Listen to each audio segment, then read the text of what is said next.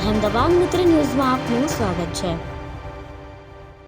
સરકારી વકીલના પુત્ર પર હુમલો કરી લૂંટ કરવાના મામલે માથાભારે બિપિન મારુના 3 બદમાશોનું પોલીસે સરઘસ કાઢ્યું। જ્યારે આ ગુનામાં હજુ માથાભારે બિપિન મારુ ફરાર છે। બિપિન મારુ સામે 15 જેટલા ગુનાઓમાં સંડોવાયેલો છે।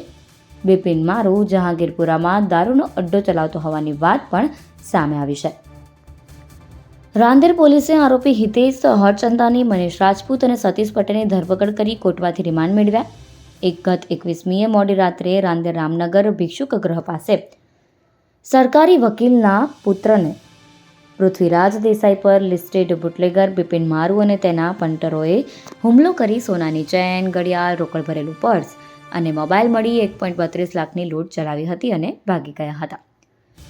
સરકારી વકીલના પુત્રને મોઢા અને પ્રાઇવેટ પાર્ટ પર ભાગ મારી તેનો હાફ પેન્ટ ફાડી નાખ્યો અને સોનાની ચેન ખેંચી નાખી। ત્રણેય જણાએ પકડી રાખી મોબાઈલમાં વિડીયો ઉતારી લીધો। બદમાશોએ કેરોસીન લાવ આપણે તેને ગાડી સાથે સળગાવી મારી નાખીએ કહેતા વકીલ પુત્ર જીવ બચાવી ભાગ્યો હતો। ઘટનાની જાણ થતાં સરકારી વકીલ પુત્ર સાથે રાંદેર પોલીસ મથકમાં ફરિયાદ દાખલ કરવા પહોંચ્યા હતા, જેમાં પોલીસે ફરિયાદ મોડેથી દાખલ કરી હતી, જેને લઈને પણ વકીલ મંડળમાં નારાજગી છે। આ દરમિયાન પોલીસ કર્મીએ સરકારી વકીલને કહ્યું હતું કે આ લોકો બહુ માથાભારે છે, તમે ફરિયાદ કરશો તો ભારે પડશે।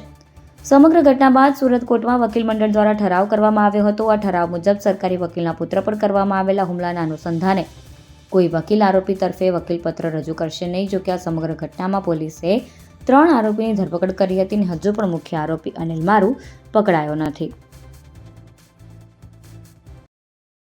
અહેમદાબાદ મિત્ર ન્યૂઝની યુટ્યુબ ચેનલને સબસ્ક્રાઇબ કરો અને બેલ આઇકોન જરૂરથી દબાવો, જેથી દરેક મહત્ત્વના વિડીયોની નોટિફિકેશન તમને મળતી રહે।